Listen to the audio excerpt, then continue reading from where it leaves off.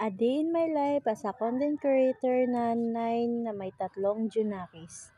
Hi guys! Sa mga oras na nga yan ay 6:00 na ng umaga. Nagluto nga lang ako ng isang itlog. Yung kanin nga namin kagabi ay sinangag ko na nga lang. Sa mga oras na nga yan ay natutulog pa yung panganay ko.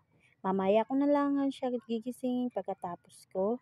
Pagkatapos ko nga magsangag ay ito, nagsaing nga lang ako. Pagbalik ko nga ay ito nga, tulog pa din. Kaya sa mga oras na yan, ginigising ko na. Anong oras na kasi din? Pagkatapos ko na pala dyan siya magising, ay ito, hinanda ko na nga lang yung inumin niya para mamaya pag alis niya ay okay na.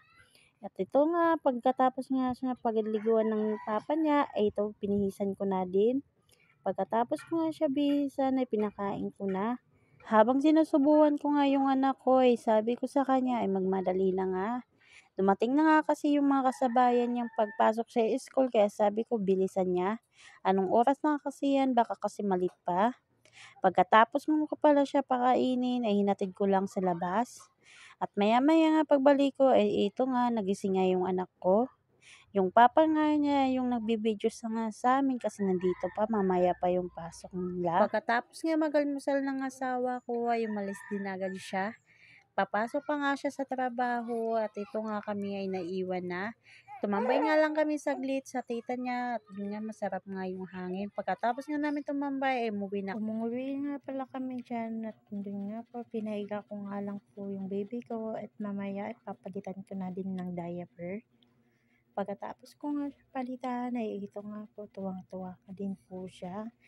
Dito na lang po at salamat po sa panonood at sana po follow and like and share po. Thank you po.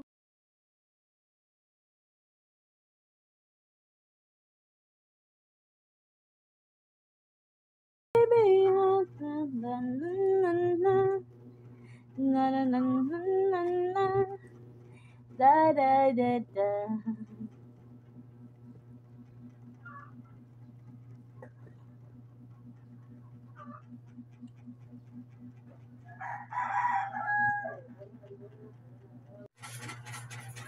Hi, hi.